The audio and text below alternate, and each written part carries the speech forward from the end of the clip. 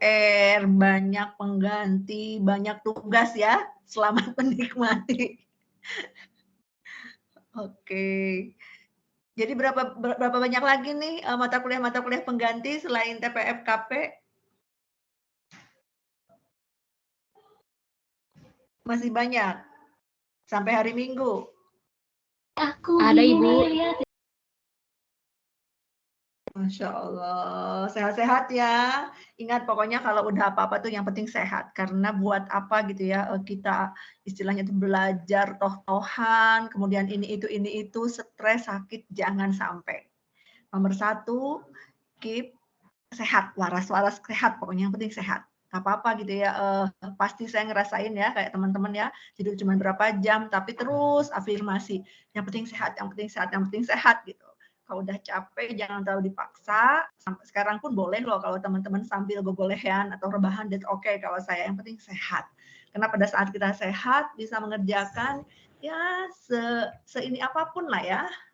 Kalau sehat tuh alhamdulillah enak banget gitu ya. Beda kondisinya kalau kita sudah punya banyak amunisi, tapi kondisinya ngedrop ya. Jadi nomor 1 jaga kesehatan ya teman-teman ya.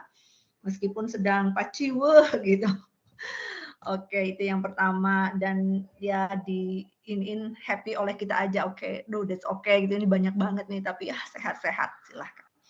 Itu ya hari ini. Kita penggantinya berarti cuma 1 kali lagi ya selain hari ini. Masih ada 1 lagi ya kalau nggak salah ya. Dan itu mau saya pakai untuk kisi-kisi.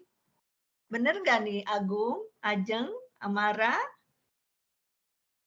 Atau hari ini terakhir ya? Sebentar saya mesti ngecek nih. Hari ini Bu terakhir. Oh ya sudah hari ini terakhir berarti sekaligus ya kisi-kisinya sekarang. Oke, thank you. Baik, saya off cam ya teman-teman ya, meskipun udah rada dandan ini di kantor ya, di kantor. Tapi itu tadi suka ini karena 3T katanya ya, terdalam, entah itu pokoknya terpinggir katanya. Jadi sinyalnya kadang suka kurang bagus lah ya dibanding di sayap sebelah. Maka kemudian cara mensiasatinya saya coba matikan ini ya kamera ya, nggak apa-apa ya. Baik. Baik, sudah berapa orang yang masuk? Saya cek kayaknya udah lebih dari setengahnya. 15 ya. Kita mulai. Bismillahirrahmanirrahim. Assalamualaikum warahmatullahi wabarakatuh. Waalaikumsalam warahmatullahi wabarakatuh. Terima kasih atas kehadiran teman-teman di kuliah pengganti teknik dan praktek formulasi kebijakan. Sebenarnya saya terus terang saja sangat tidak puas ya, aduh ngerasa dosa banget gitu ya. Banyak hal kayaknya belum tersampaikan deh, baik di praktikum maupun di teori. Harapannya teman-teman juga sama kecewa gitu ya, tidak puas, kemudian sebel dan mencari tahu, membaca, kepo gitu ya, ya untuk melampiaskan ketidakpuasannya. Itu yang pertama ya, saya berharap kemudian teman-teman akhirnya benci gitu ya dan marah, kemudian kayaklah saya nggak ngerti dengan formulasi kebijakan, maka saya baca bukunya, buku Rian Nugroho, kemudian buku-buku yang lain gitu ya, silahkan dilahap lah ya supaya terjawab gitu rasa tidak puasnya, kekecewaannya, kemarahannya tersebut gitu ya. Jadi apalah yang didapat itu nggak ada secuil pun gitu ya. Itu harapan saya teman-teman. Sekali lagi memang kadangkala ketidakpuasan, kemudian hal-hal yang mengecewakan itu bisa jadi motivasi, trigger ya, apabila dikelola dengan baik. Ini yang akan memacu teman-teman karena sebel, karena marah, karena kecewa, tidak puas gitu ya, merasa belum matang, merasa belum ini, itu yang kemudian mendorong teman-teman mencari sendiri. Itu yang saya rasakan dalam berbagai hal gitu ya, teman-teman ya. Baik, hari ini saya akan membahas tentang peta stakeholders. Kayaknya pernah deh, udah pernah ya di kelas ya sedikit ya, tapi kayaknya belum tuntas. Bener nggak, Natasha? Saya udah belum yang ini, yang stakeholders mapping di awal, di tahap formulasi kita perlu mengenalinya. Udah? Boleh ngasih respon nih? Saya nggak usah buru-buru ya. Gimana? Firda, gimana Iya. Fir? Iya Bu, pernah Bu waktu itu. Pernah mention tentang stakeholder. Tapi belum dijelasin ya? Iya Bu, belum lebih jauh. Oke. Baik, hari ini saya coba lihat ya, kita lihat, gambarkan kembali.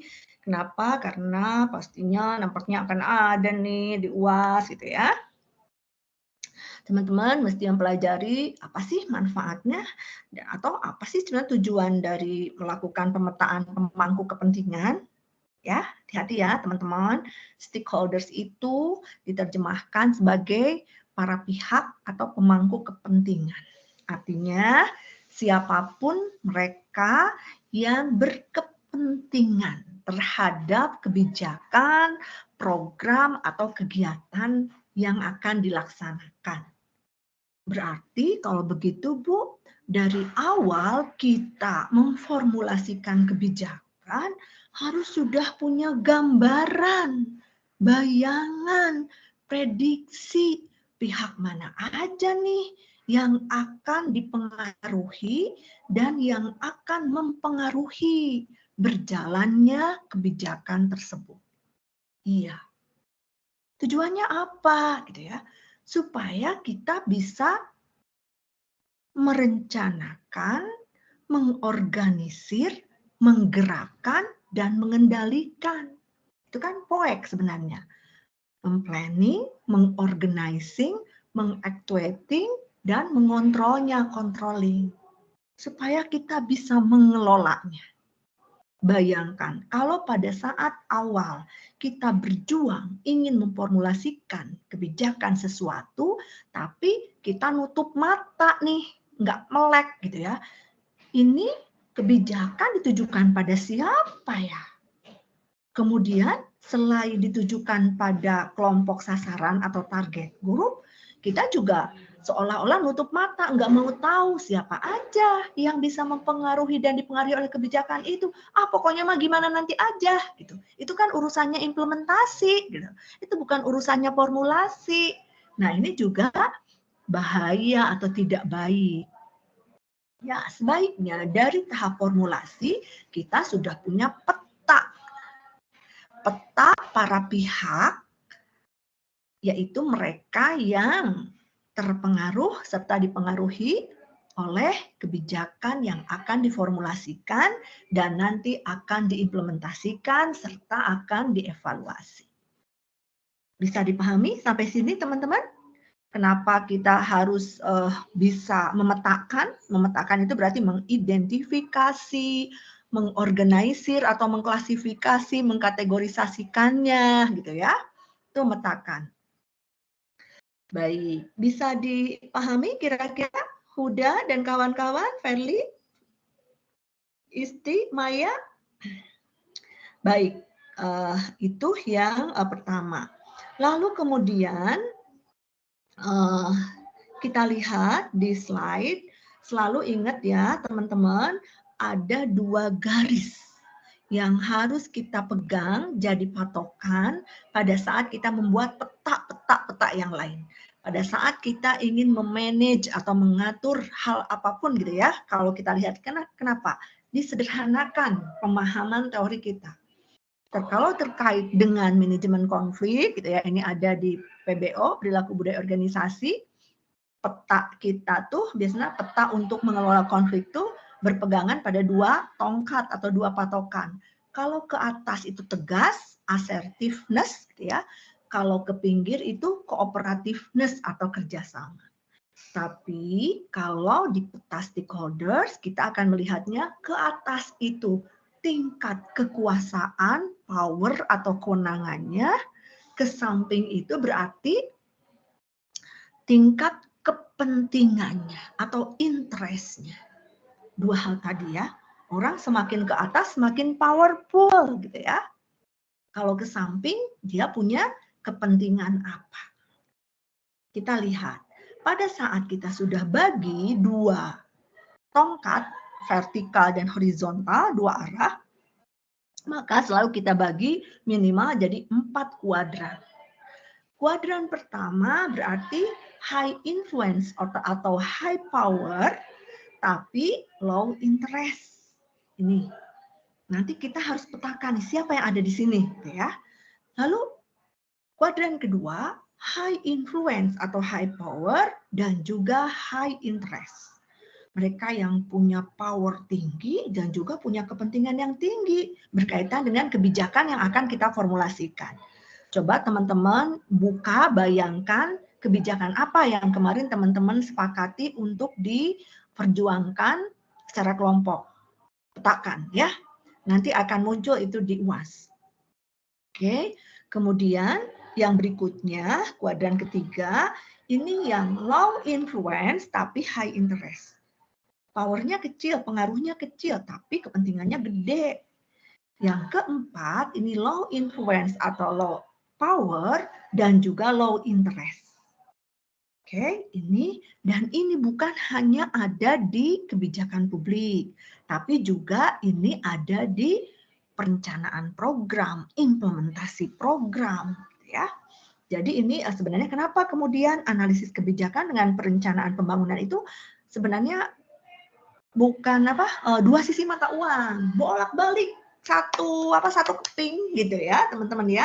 Belajar perencanaan sama belajar kebijakan publik, ya sebenarnya itu loh. Makanya nanti teman-teman akan lihat nomenklatur yang saya gunakan juga kebijakan itu di atasnya, kebijakan diturunkan ke dalam program, ini program biasanya ada di pembangunan gitu ya. Kemudian dari program itu bisa diturunkan menjadi proyek atau bisa langsung diturunkan menjadi kegiatan. Oke. Jadi kebijakan, program, atau proyek, atau kegiatan. Baik, kita lihat apa itu analisa stakeholders atau SA, stakeholders analysis. Nah ini sebenarnya teman-teman bisa ngambil policy brief, policy paper, atau tugas akhirnya menggunakan teknik ini teman-teman. Tekniknya yaitu SA, stakeholders analysis. Oke, belum banyak ya ini yang sebenarnya ini rada-rada gampang sebenarnya, tapi jarang latihan nih di tugas-tugas ya. Nah, termasuk NSA, Network Stakeholders Analysis, itu juga metode-metode kekinian yang kami harapkan justru muncul dari karya-karya teman-teman dalam menganalisis satu kebijakan, satu program, atau kumpulan dari berbagai kegiatan ya terkemas dalam program tadi. Itu ya, coba nih kalau mau dilakukan. Analisis stakeholders merupakan instrumen yang sangat penting untuk memahami konteks sosial dan konteks kelembagaan. Kebijakan itu mungkin bagus gitu ya, tapi mau diterapkan di mana? Konteks sosialnya seperti apa? Konteks kelembagaannya bagaimana? Nah ini kenapa dari awal, dari sejak formulasi, kita dituntut untuk dapat memetakan siapa sebenarnya para pihak yang berkepentingan dengan kebijakan atau program tersebut. Jadi pada intinya, analisis stakeholder itu isinya adalah orang-orang atau kelompok-kelompok, bahkan bisa jadi lembaga-lembaga yang kemungkinan besar terkena pengaruh dari satu kebijakan, program atau proyek atau kegiatan, baik pengaruhnya itu positif maupun negatif. Atau sebaliknya, mereka yang dapat mempengaruhi kebijakan secara positif atau negatif. Kita bilang virus gitu ya, kita bilang ngehiledan itu berarti memvirusi gitu ya, memberikan bisikan-bisikan negatif. Nah ini juga perlu dikenali loh teman-teman di awal. Siapa nih yang patut kita kendalikan, yang patut kita kelola, manage, yang bisa mendukung program kita, atau sebaliknya dia suka ngehiledanan. Ngehiledanan berarti mempengaruhi, membisiki hal-hal negatif.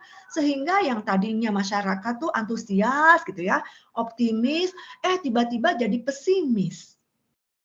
Apalagi kemudian jadi apatis gitu ya, apatis atau pesimis gitu ya. Nah, maka dari awal kita coba petakan siapa. Lalu kemudian bagaimana untuk mengelolanya, how to manage it. Itu Itu ya teman-teman. Kira-kira sampai sini nih Isti, Maulina, bisa diikuti enggak atau terlalu cepat Bu? Gitu. Coba. Yuk, Rafan masuk. Naswa, mana suaranya?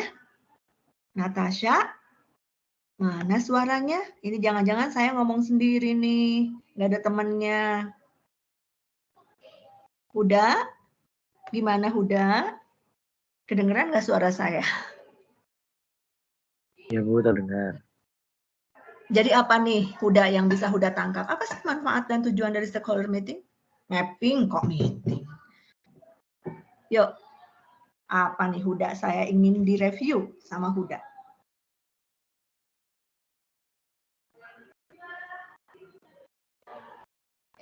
Masih menurut Huda sih, maaf ya Bu kalau salah, tapi menurut Huda dengan adanya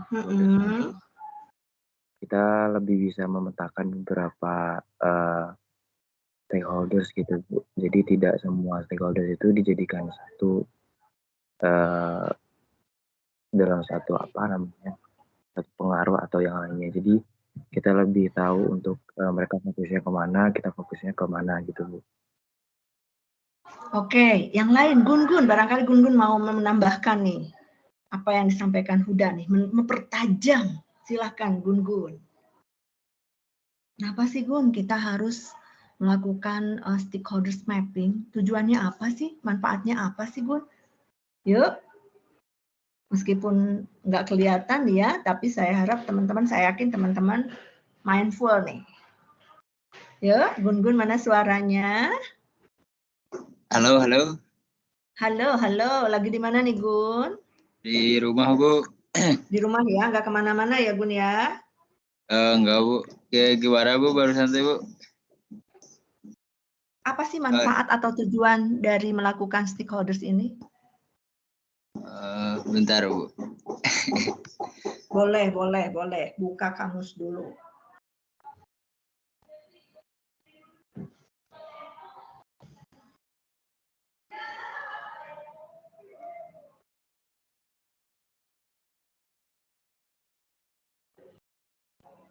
Sambil Gun-Gun buka kamus, siapa yang mau bantu? Siapa yang ingin bersuara? Speak up. Selain Firda nih, Isti mana Isti? Atau Maulina? Atau Firman? Yang lain, yuk. Yuk. Naswa? Mana Natasha? Saya ingin tahu bahwa teman-teman menyimak.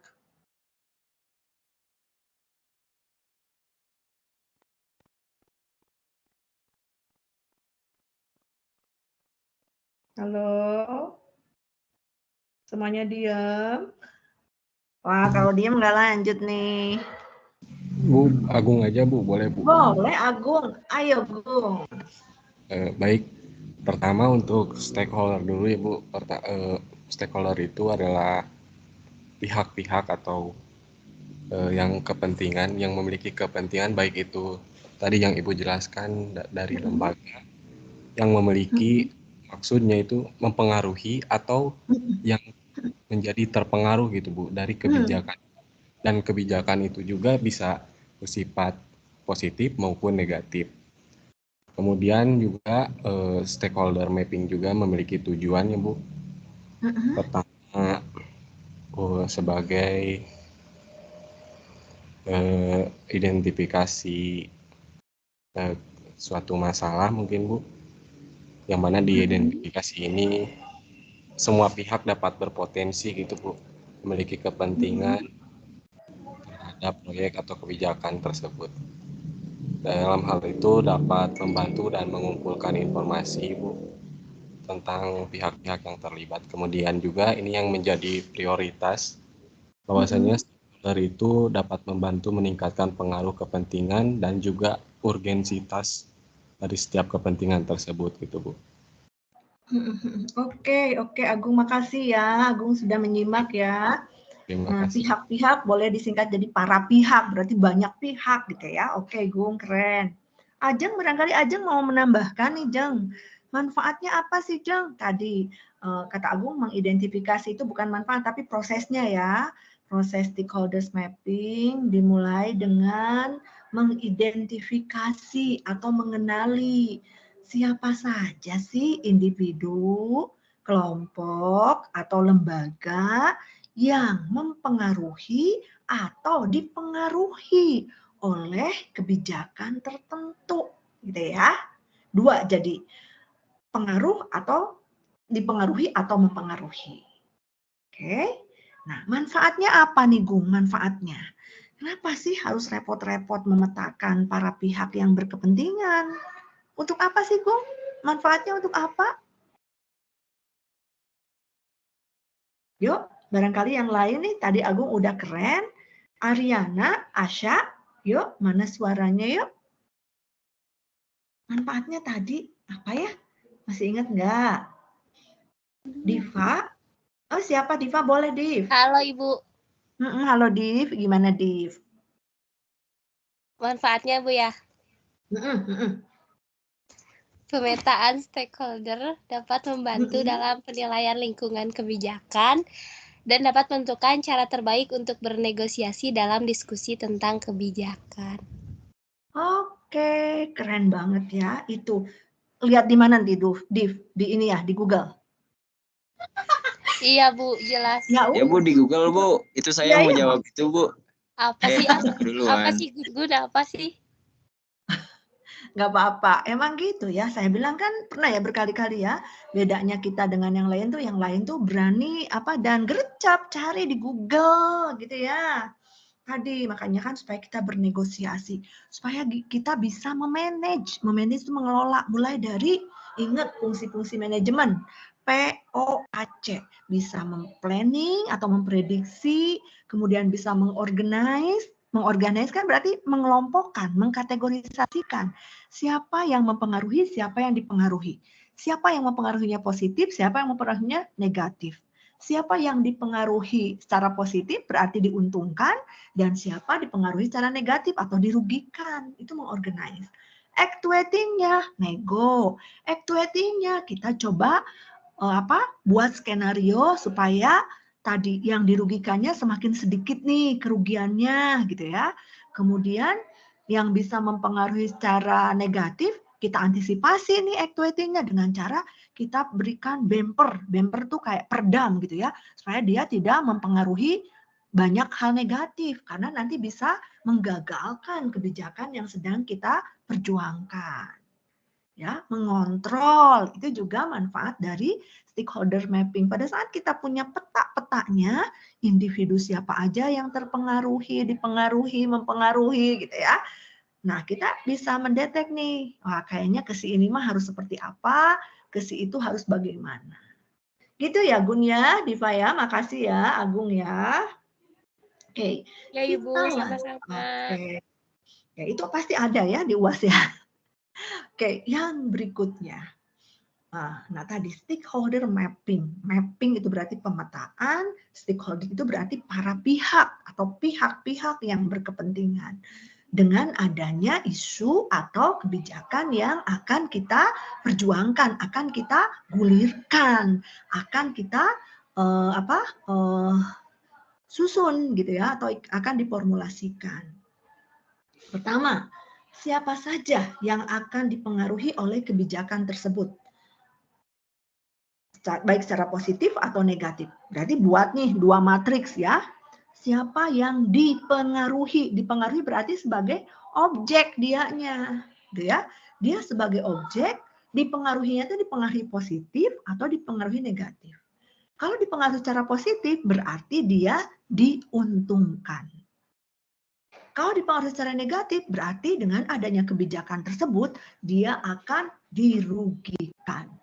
Itu yang perlu teman-teman kenali ya, berpikirnya analisis sampai ke sana ya. Kemudian yang kedua, siapa saja yang justru mungkin memberikan pengaruh. Dia sebagai subjek. Jadi kebijakan itu seolah-olah sebagai objeknya. Ya.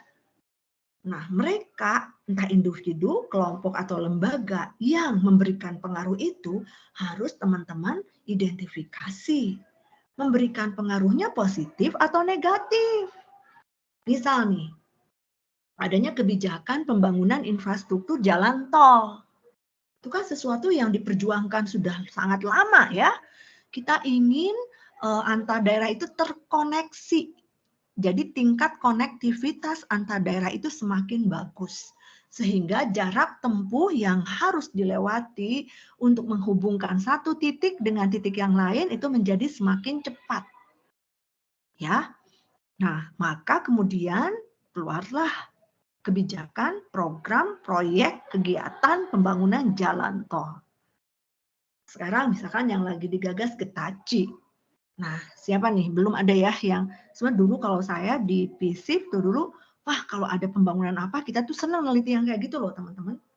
Kebijakan itu pengaruhnya bagaimana? Siapa yang terpengaruh oleh oleh kebijakan tersebut? Nah, nanti teman-teman petakan minimal peta stakeholders-nya aja dulu. Kalau ada kebijakan pembangunan infrastruktur jalan tol, siapa kelompok-kelompok atau para pihak yang dipengaruhi oleh kebijakan tersebut? Dipengaruhi masyarakat pemilik tanah, gitu ya, tuan tanah di sini berarti. Kemudian biasanya kemudian pemilik angkutan, gitu ya. Kemudian developer atau kontraktor, gitu ya. Kemudian apalagi nih? Kemudian petakan dipengaruhinya secara positif atau negatif. Siapa yang diuntungkan dan siapa yang seringkali dirugikan, ya. Banyak ya dengan adanya jalan tol Cipularang misalkan, pihak yang dirugikannya itu para pedagang yang ada di sekitar Padalarang. Pengrajin tanah liat itu ngoceak gitu ya kalau orang Sunda bilang ya, ngoceak dengan adanya pembangunan Cipularang. Nah, begitu halnya dengan adanya pembangunan tol Cisundawu, para pedagang ubi Cilembu itu juga menjadi stakeholders yang dirugikan, ya, dipengaruhi secara negatif.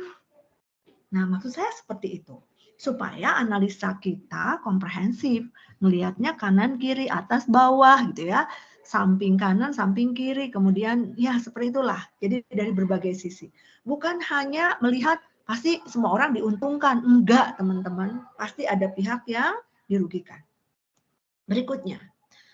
Nah, peta stakeholder itu juga isinya individu, kelompok, dan lembaga apa saja yang perlu dilibatkan. Jadi siapa yang perlu diraih nih, yang perlu dirangkul nih, yang perlu didekati nih, yang perlu diajak ngomong nih, gitu ya. Karena kalau nggak diajak ngomong, nanti kemungkinan dia resisten. Berarti dia menolak kebijakan itu. Ngerasa nggak diajak ngomong, ya udah deh acuh, lo gue, itu mah proyek lo gitu, aku mah nggak ikutan gitu ya, nggak diajak ngomong dari awal juga. Terserah, mau masyarakat nanti menentang, mau mendemo, ya wis itu konsekuensi karena nggak diajak ngomong gitu kan, banyak yang seperti itu teman-teman. Makanya kenapa sejak awal ini perlu dilakukan yang namanya stakeholders mapping supaya bisa memastikan mana saja nih para pihak yang harus diajak diskusi. Ya, sekecil apapun masukan mereka, perhatian mereka itu bisa jadi benteng atau bumper gitu ya. Bumper itu buffering. Buffering itu berarti yang bisa meredam gejolak penolakan, meredam kalau ada konflik, meredam kalau ada tidak setuju. Nah, kita tuh harus punya bumper backing lah kita bilang ya. Bufferingnya harus terbangun. Kemudian memetakan stakeholders berarti kita juga harus memikirkan bagaimana caranya dan siapa saja yang perlu dibangun kapasitasnya agar turut berpartisipasi aktif di dalamnya. Itu tadi. Pada saat kita sudah mengidentifikasi kelompok yang harus diajak ngomong, misal gini, saya ini pengalaman penelitian nih. Pada saat meneliti misalnya tentang kawasan ekonomi khusus nih di Tanjung Api-Api Sumatera Selatan, itu kan pertentangannya banyak. Nah, saya termasuk salah satu yang kaget gitu ya. Uang negara sudah banyak keluar, namun ternyata setelah ditinjau ke lokasi belum apa-apa. Gemes gitu ya, gemes ya. Aduh, tapi ini gimana ngomongnya saya juga ya. begitu ke sana, mana kantornya? Padahal itu sudah keluar impresnya loh. Instruksi Presiden untuk pembangunan kawasan ekonomi khusus Tanjung Api-Api tersebut. Kantornya mana? Nah, gimana caranya ya? Dana keluar gitu ya, tapi kantornya aja belum ada. Rumah penduduk akhirnya ditempelin pelang kantor. Kemudian bawahnya tuh gabut gitu ya, hutan gambut kok gabut. Hutan gambut, bukan hutan gambut, tanah gambut ya. Kalau misalkan ada percikan api sedikit itu langsung kan di bawahnya kan memang potensi minyaknya tinggi ya. Yang herannya lagi gitu ya, pembangunan itu tuh menembus hutan lindung gitu ya. Dan ini mohon maaf karena sudah di luar ini ya, nggak apa-apa ya, biar teman-teman tahu bahwa yang diberikan selama kuliah itu bukan hanya teori tapi juga pengalaman penelitian dosennya gitu ya. Nah ternyata yang menarik gitu ya, ini hati-hati teman-teman ya, kalau melihat satu program atau satu kebijakan pasti akan banyak pihak yang berkepentingan. Aduh, ini serem beberapa kali ya saya melihat beberapa hal yang serem gitu ya, politis banget gitu ya. Ya yang waktu itu ya saya pernah ceritakan tentang pendidikan anak usia dini, bagaimana sekelompok orang berjuang, bahkan ini didukung oleh partai gitu ya, sekelompok orang berjuang supaya untuk implementasi kebijakan pendidikan anak usia dini ini disuplai gadget gitu ya, diimpor dari negara tertentu lah, teman-teman kayaknya tahu, dan kualitasnya juga tahu, sekali rusak itu udah langsung gitu, nggak bisa diperbaiki gitu ya.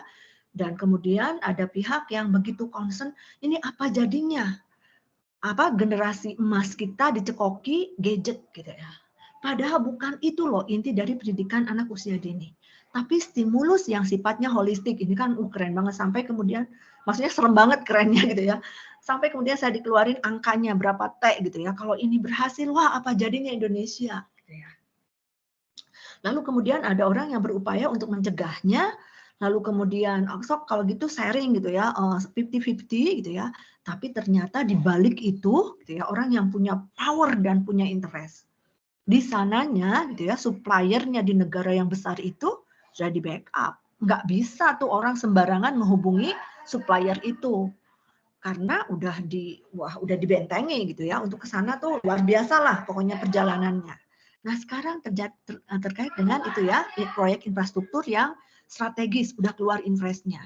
Ternyata di dalam sertifikat hutan lindung itu ada tanah, ya, tanah, bayangin di dalam hutan lindung sudah ada sertifikat atas nama, wah, jenderal tertentu gitu. Saya geleng-geleng kepala waktu itu.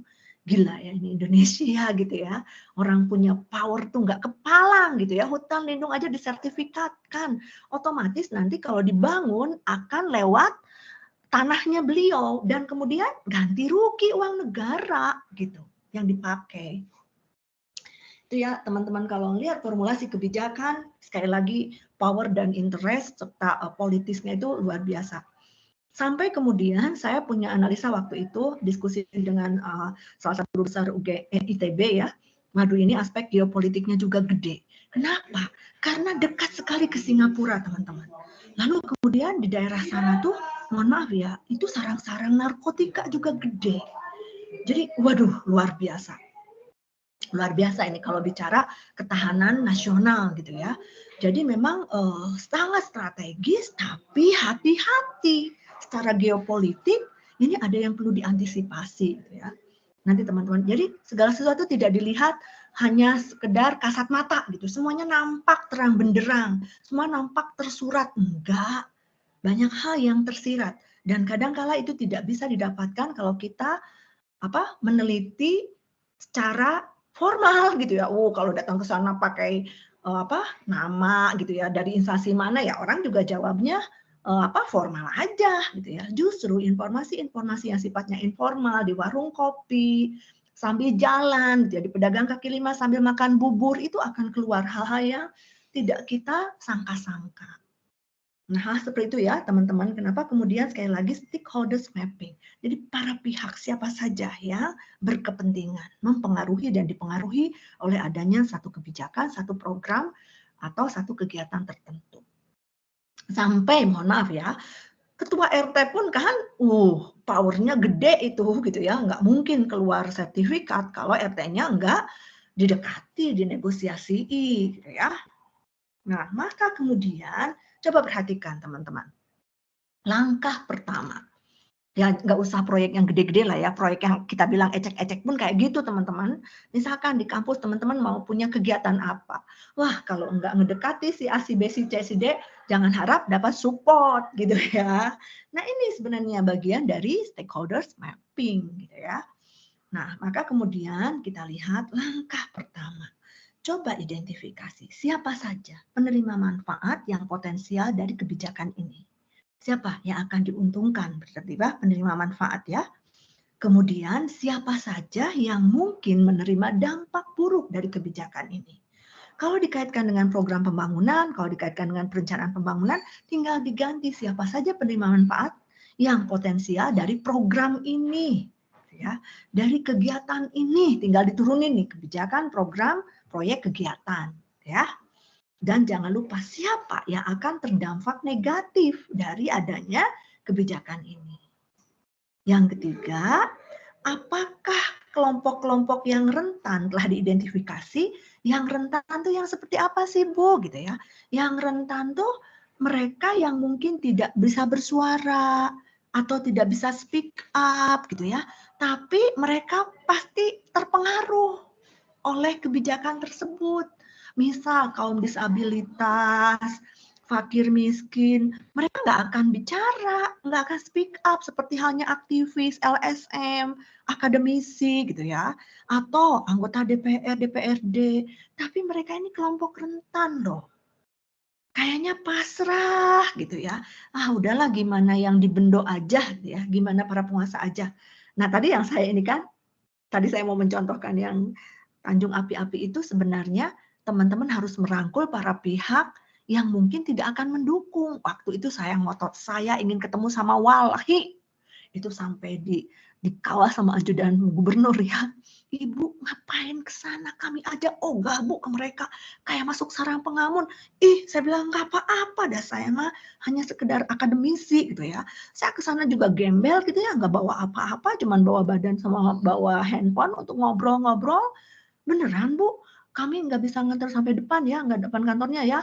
Ibu jalan kaki sekian meter, dia oke nggak apa-apa. Saya bilang saya jalan aja. Saya bilang saya ke sana ya, Assalamualaikum, selamat pagi gitu ya.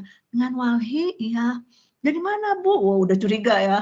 Enggak kok, saya kebetulan lagi bertugas di sini. Saya ingin ngobrol-ngobrol karena ngelihat di sini banyak ya proyek-proyek pembangunannya. Nah, saya ingin tahu pandangan Walhi terkait. Wah, mereka kan kontra dengan pemerintah, tapi sebenarnya pro untuk lingkungan gitu ya.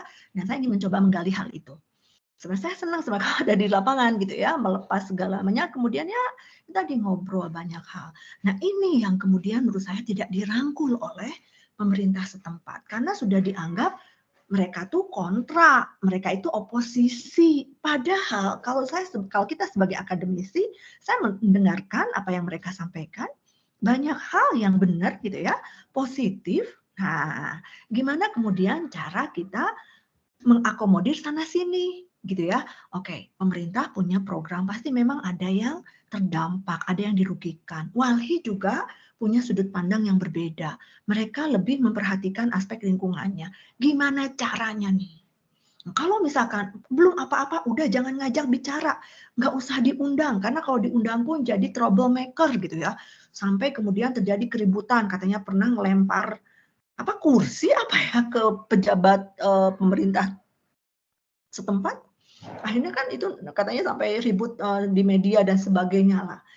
Ya kalau udah kayak gitu ya gimana pembangunan bisa didukung gitu ya, kalau sejak awal tidak diajak bicara. Sepedes apapun gitu ya, sepedes apapun kritik mereka, masukan mereka, mungkin caranya juga tidak sama dengan cara-cara yang diharapkan, lebih santun, lebih lembut gitu ya.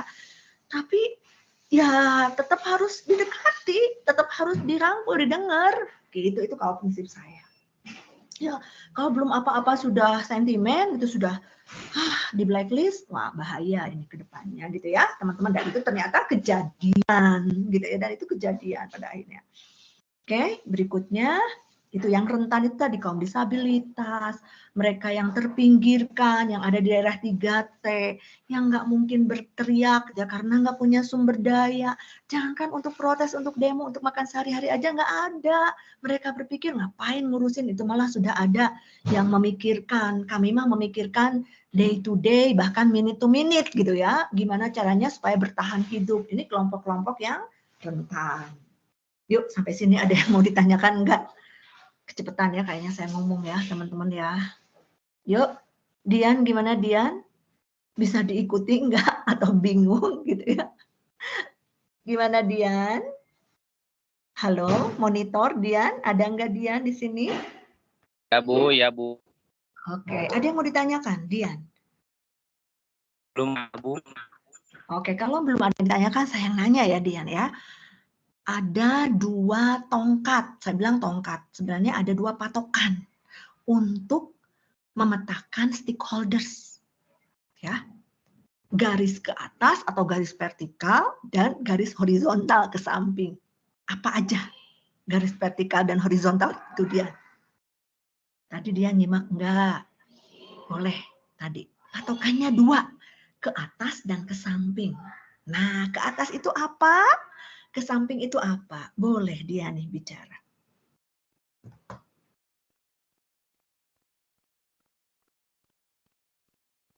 Halo Dian. Ya Bu, sebentar.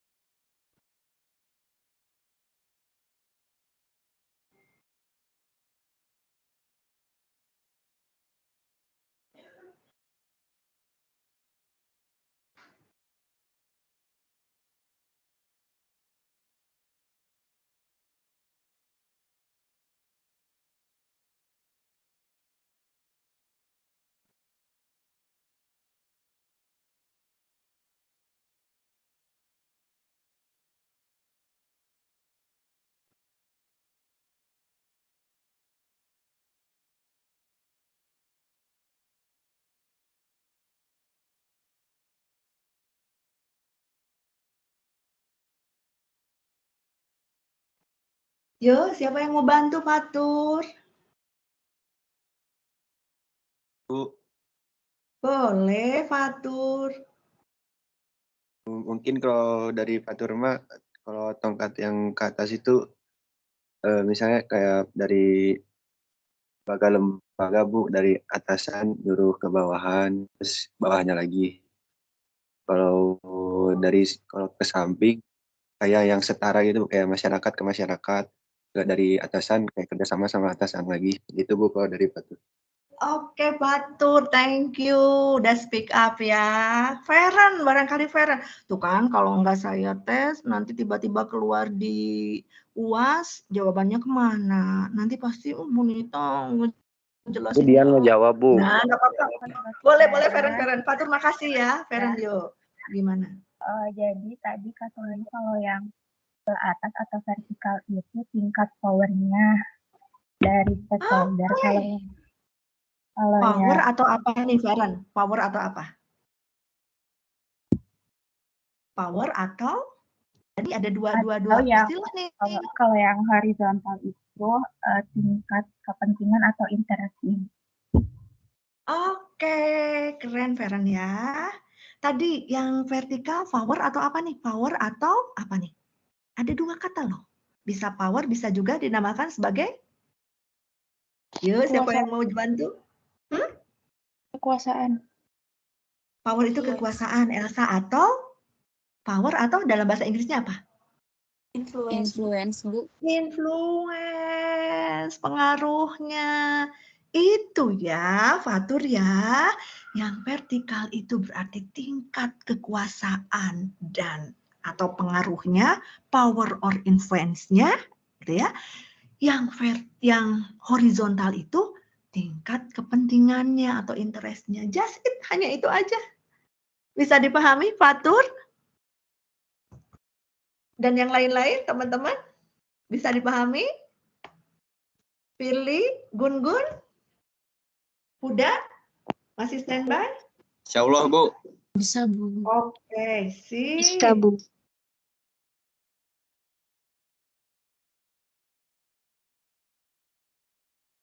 Baik, oke. Baik, selanjutnya tadi ya, jadi apa nih? Kalau saya nanti tanyakan langkah apa saja yang harus ditempuh untuk melakukan pemetaan stakeholders. Teman-teman, kaitkan dengan isu topik yang kemarin jadi tugasnya ya. Mau yang individu atau yang kelompok, monggo. Ya, mesti paham ya. Siapa saja sih penerima manfaat yang potensial dari kebijakan bla bla bla tersebut? Nah, siapa saja sih yang rentan, yang mungkin menerima dampak buruk dari kebijakan tersebut gitu ya. Dan kelompok mana saja yang rentan gitu ya. Lalu kemudian kelompok pendukung dan juga yang dalam tanda petik potensi melawan gitu ya. Tadi aktor pemerintah udah langsung ngebayangin Walhi mah Bu nggak akan pernah sejalan dengan pemerintah. Pemerintah punya program A, wah kayaknya menghambat terus ya, nolak terus. Kita udah belajar manajemen konflik gitu ya.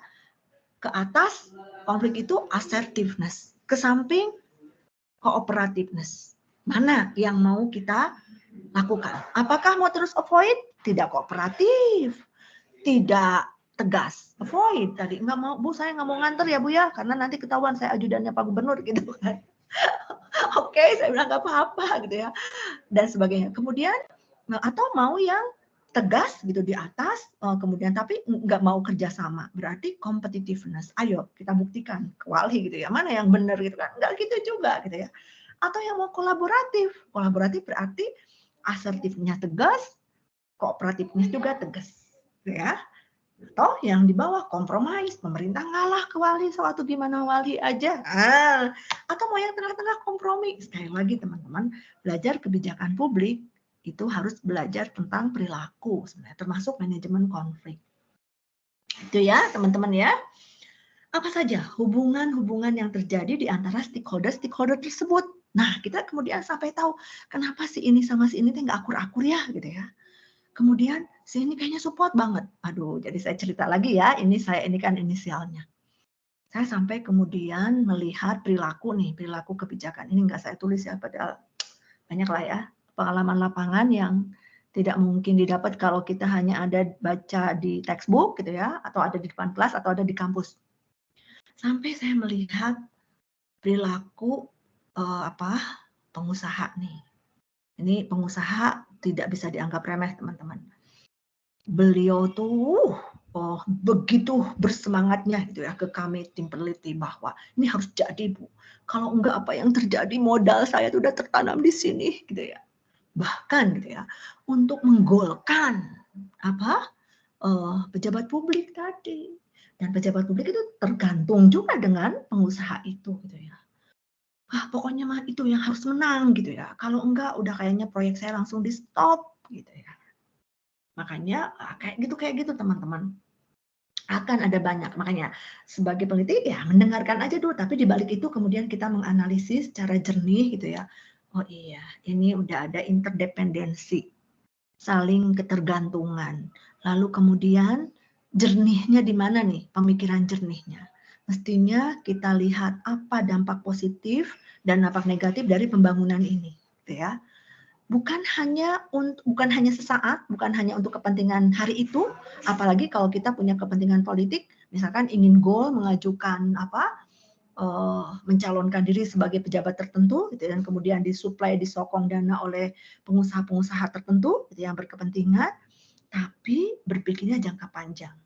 Nasib anak cucu ke depan gitu ya. Kemudian kondisi keseimbangan lingkungan ke depan. Ya, Kalau ternyata misalkan hal-hal negatifnya bisa diminimalisir, bisa diantisipasi gitu ya, karena ternyata akan ada manfaat atau dampak positif yang jauh lebih besar, maka itu yang harus sampaikan. Gitu ya, teman-teman. Oke, kita lanjut. Sedikit lagi ya. Nah, ini langkah kedua. Kita juga perlu menanyakan apa saja harapan-harapan yang muncul dari para stakeholders. Jadi kalau ada yang meneliti nih tentang stakeholder analisa stakeholder terkait pembangunan apa, pakai aja pedoman ini teman-teman. Ya, siapa tahu nih, nggak usah nunggu jadi tugas akhir nih teman-teman. Dari sekarang lah, saya terperangah dengan pemikiran teman-teman yang luar biasa, sangat kritis melihat isu-isu kekinian. Nah, coba lihat, misalkan nih, sekarang yang lagi ini ya Skywalk Ciamplas nih yang mau temu admin. Cobalah stakeholder analisis bisa, gitu ya. Langkah satunya tanyakan siapa yang terpengaruh, siapa dipengaruhi.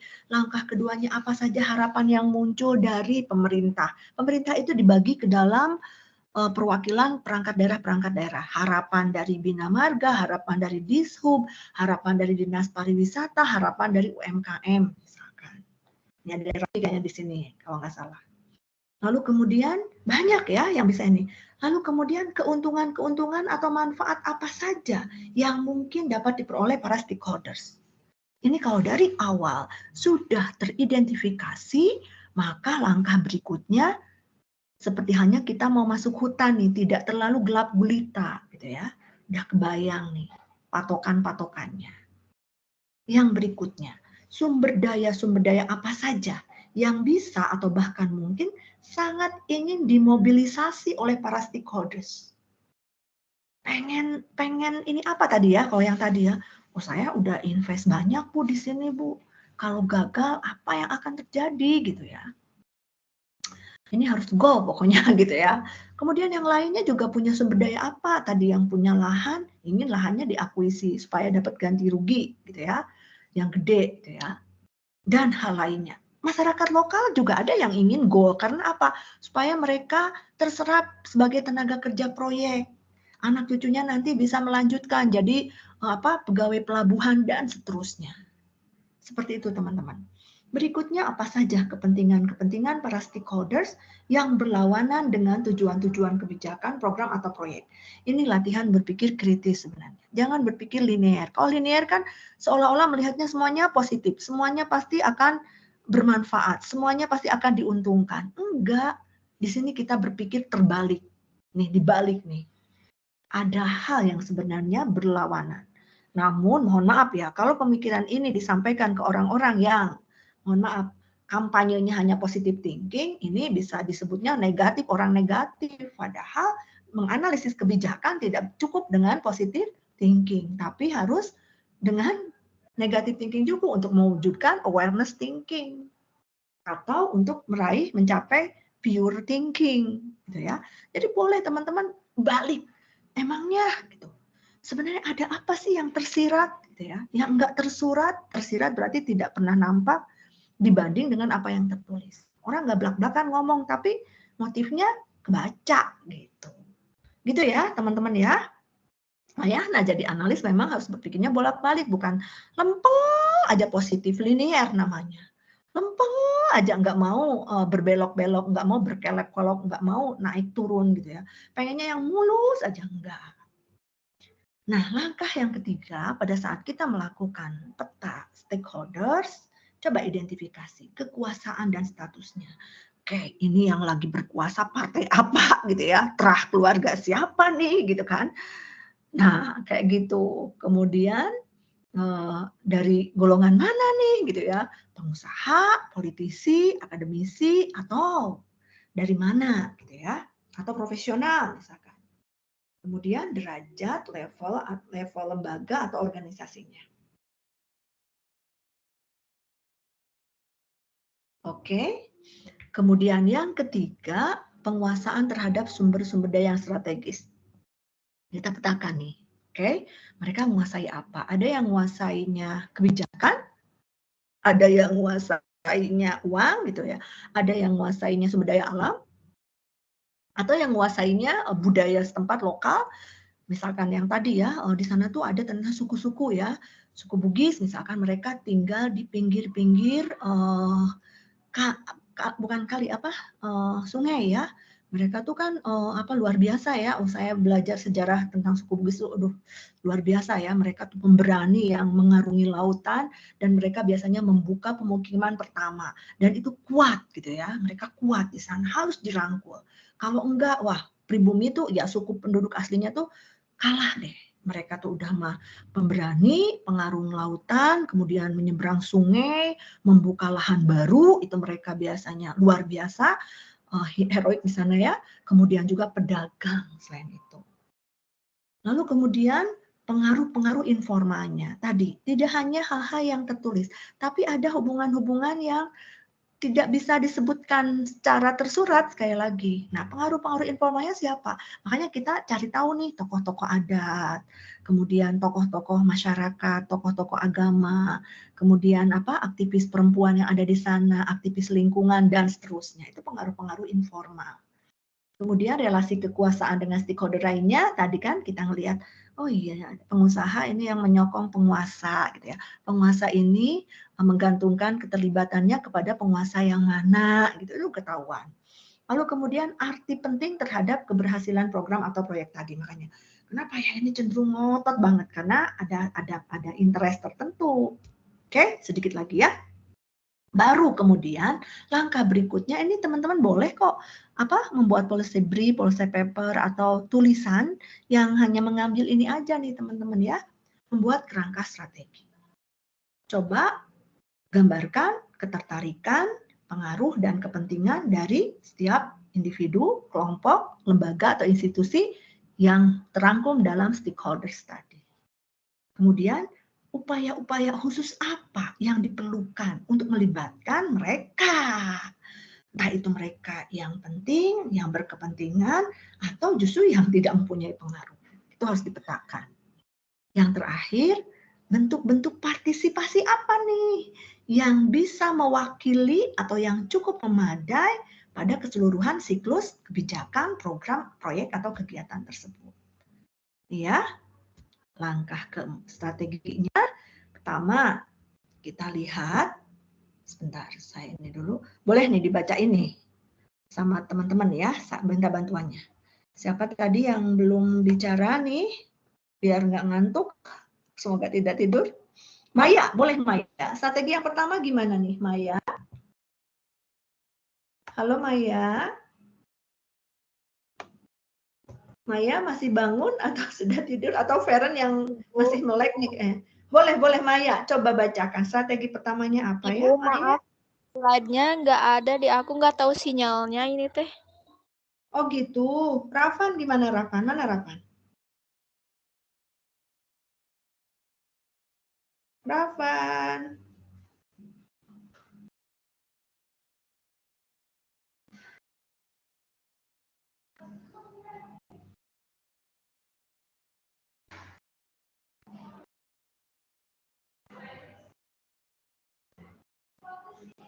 Halo, Rafan. Halo, Bu. Nah, Rafan, coba Rafan bacain deh, biar ada yang nempel.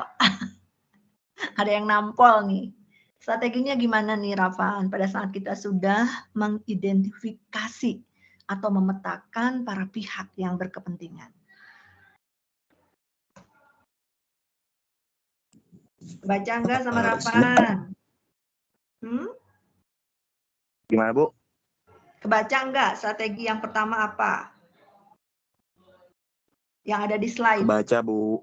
Boleh, Rafan. Ya, stakeholder yang mempunyai daya pengaruh tinggi dan kepentingan yang tinggi pula harus dilibatkan sepenuhnya di seluruh tahapan kebijakan, program, proyek demi untuk memberikan keyakinan pada mereka bahwa keberhasilan program atau proyek adalah atas dukungan mereka.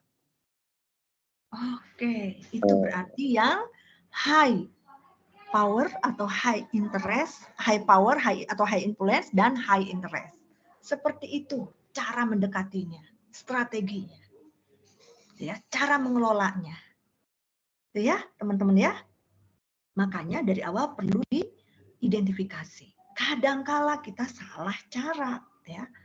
Udah tahu dia punya power, udah tahu dia punya kepentingan, tapi kita cuekin, nggak mau tahu, biarin aja lah. Nah, ini yang bahaya.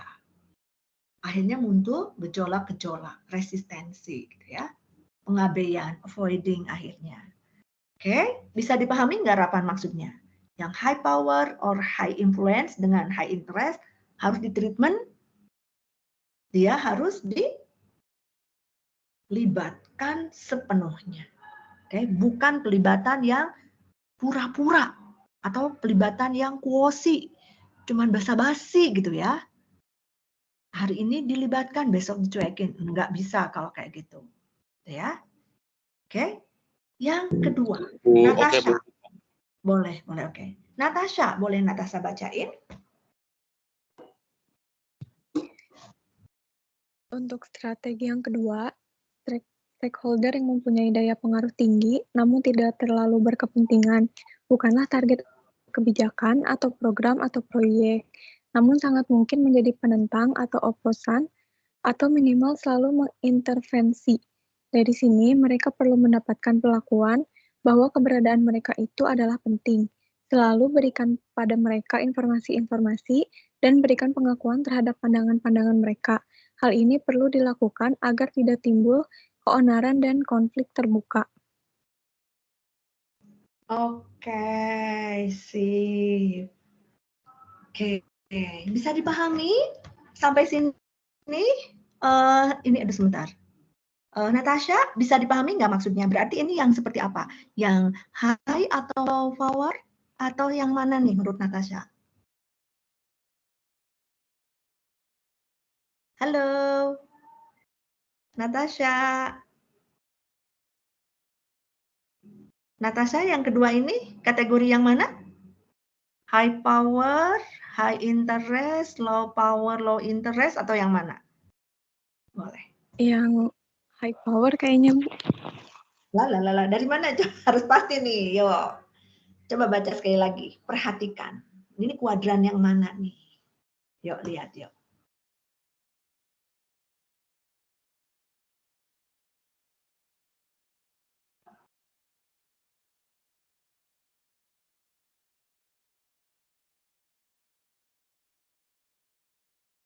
Yuk. Yang mau bantu, Firda. Boleh Natasha, silakan. High power, low interest. Benar? Natasha yakin? Yakin, Bu. Halo Natasha, yakin. Oke, silakan yang ketiga, siapa yang mau membacakan dan menjelaskan? Yuk, Naswa ada? Yuk, sedikit lagi, Naswa. Hadir, Halo. Ibu.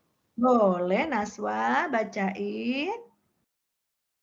Stakeholder dengan pengaruh yang kecil namun kepentingan atau arti penting terhadap kebijakan atau program atau proyek yang sangat tinggi membutuhkan upaya-upaya khusus yang strategi dan strategi-strategi khusus agar mereka menjadi yakin bahwa kebutuhan-kebutuhan mereka sejalan dengan tujuan program atau proyek dan keterlibatan mereka sungguh-sungguh sangat bermakna.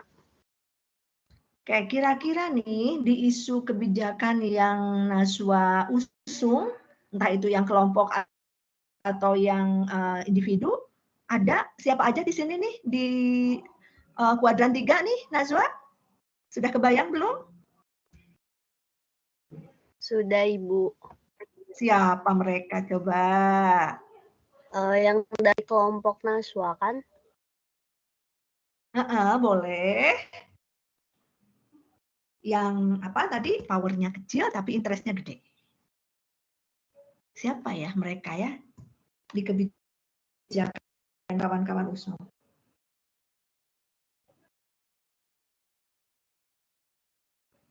Siapa kira-kira?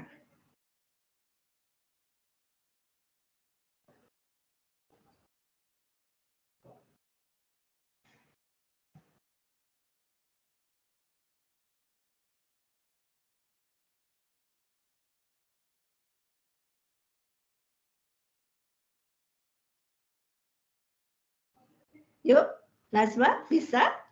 Kalau dari kelompok kita itu kan tentang pungutan liar.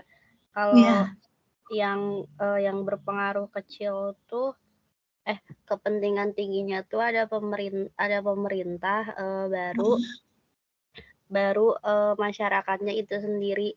Sebenarnya yang lebih berpengaruh tuh ke orang-orang yang kena imbasnya ya, bukan tentang pungutan liar. Jadi lebih ke perseorangnya yang kena pengaruh itu. Soalnya kan pungutan liar tuh rata-rata biasanya dari perorangannya, kayak misalkan kayak kasusnya kayak kasus yang di Bali itu, contoh dari kelompok kita itu kasus yang di Bali. Nah, waktu itu tuh di Bali sendiri tuh sopirnya ngecegat langsung orang-orang kalau di sini tuh harus bayar, padahal mereka kan lagi buru-buru buat pergi. Nah, padahal di situ tuh pemerintahnya sendiri pun nggak ada buat ngelakuin itu, tapi supirnya sendiri yang ngelakuin pungutan liar tersebut. Oke, jadi nanti kalau suruh dipetakan 4 kuadran tadi udah ada ya, udah bisa ya, yang high power atau high influence dengan high interest, kemudian yang high power atau high influence dengan low interest gitu ya. Tadi udah ini ya, oke. Iya. Oke, sip Najwa ya. Nah, berikutnya yang terakhir nih, siapa nih yang mau membacakan nih? Membacakan sedikit lagi. Siapa yang belum disapa atau saya kok nggak dikasih kesempatan ya? Barangkali Amara mau ini? Atau Ariana, silahkan, atau Ajeng? Yuk, siapa yang masih on dan ini nih? Halo Bu, Ariana. Oh, Ariana, boleh Ariana, silahkan. Iya Bu, yang keempat tuh stakeholder dengan kepentingan yang kecil atau bahkan tidak sama sekali. Apa Bu? Enggak, lanjut Ariana. Tidak juga perlu dilibatkan dalam kebijakan atau program atau proyek, namun tidak memerlukan strategi partisipasi atau pelibatan mereka secara khusus. Itu termasuknya yang low power sama low influence dan low interest. Oke, jadi intinya apa nih? Kelompok keempat itu kelompok yang mesti diapain? Ariana, dalam bahasa Ariana.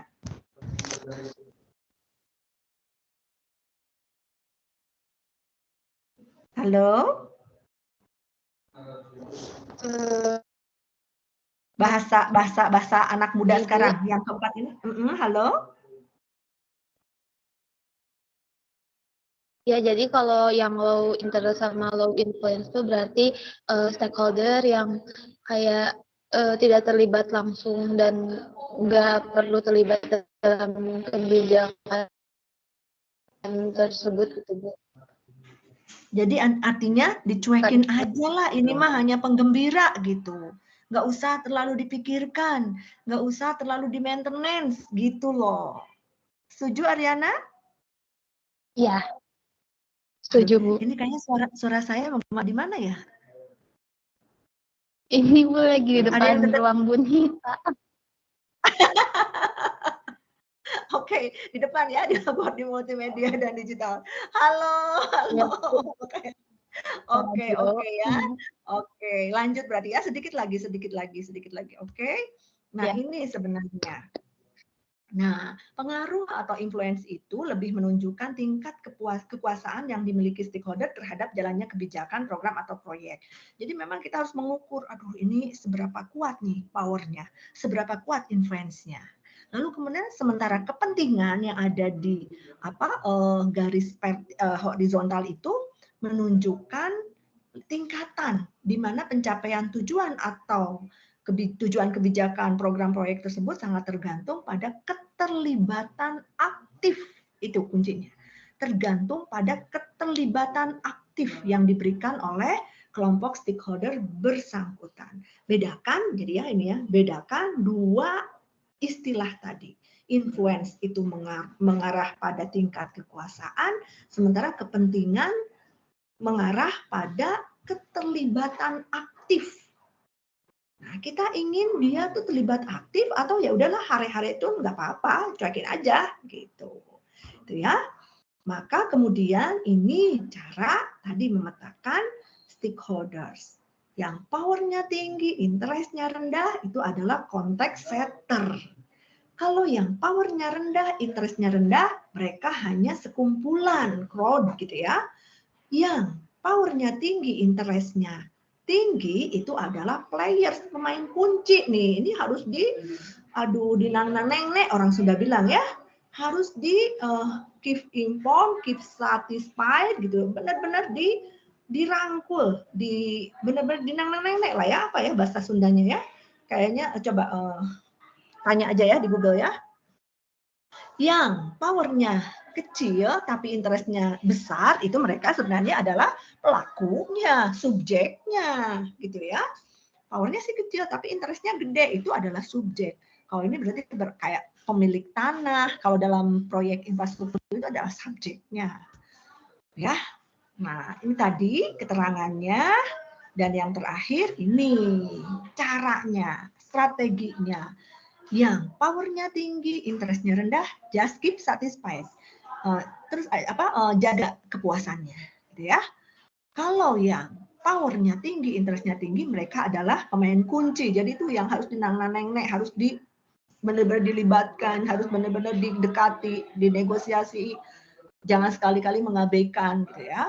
Kalau yang interestnya tinggi tapi powernya rendah, just keep inform aja. Dipantau, diberikan informasi, gitu ya.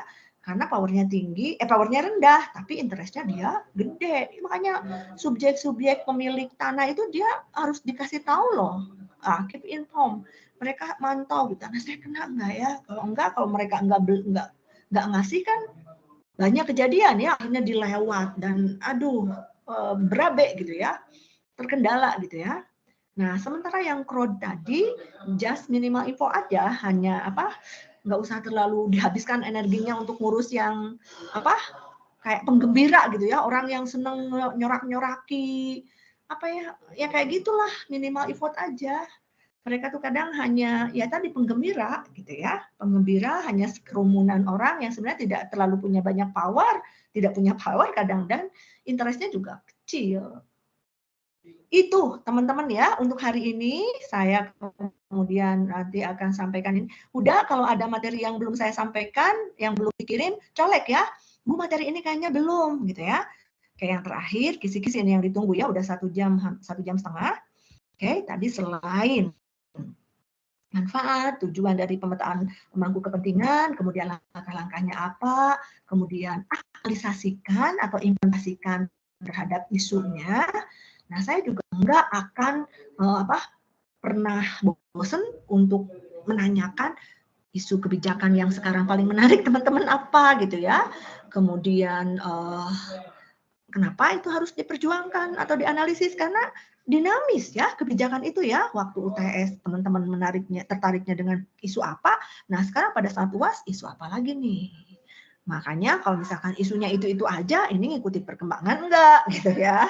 Kemudian nah nanti baru saya akan tanyakan isu yang diangkat di tugas kelompoknya apa, lalu kemudian datanya mana gitu ya. Kemudian saya akan nanyakan dampak positif kalau isu itu kemudian mendapat perhatian dari pemerintah dan diperjuangkan dalam formulasi gitu ya. Dan juga dampak negatifnya kalau isu itu dibiarkan gitu ya. Kemudian pasti dalam setiap tugas teman-teman saya akan menanyakan hasil studinya, hasil studi literaturnya mana. Menurut siapa bahwa isu itu harus diopeni gitu ya, harus diperhatikan. Menurut hasil studi siapa, hasil penelitian atau publikasi dari mana. Oke. Lalu kemudian, nah saya akan menanyakan stakeholders yang mereka para pihak yang berkepentingan dengan isu-isu tadi. Lalu kemudian saya juga akan menanyakan model formulasi kebijakan dari dua aliran, Eropa kontinental dan juga Anglo-Saxon. Ya, ini sebenarnya kayaknya mau open book atau close book sih sebenarnya teman-teman? Ada yang mau jawab? Halo? Ini mau open book atau close book? Open. Ini yang jawab Open. Kalau nggak jawab berarti lagi pada tidur saya bilang. Ya sudah berarti open ya itu ya kan ya. Oh, oke, Gun baru bangun nih kayaknya. Atau mendengarkan dari tadi Gun. Oke. Bentar ya. Oke, sip. No, open ya, oke ya, kan tadi ya, berarti nggak terlalu sulit lah ya. Lalu kemudian asal tahu konteksnya dan alasannya yang agak harus dari sekarang dicari itu sudah di literatur. Yang terakhir saya juga akan menanyakan apa yang dimaksud analysis of policy dan analysis for policy, gitu ya.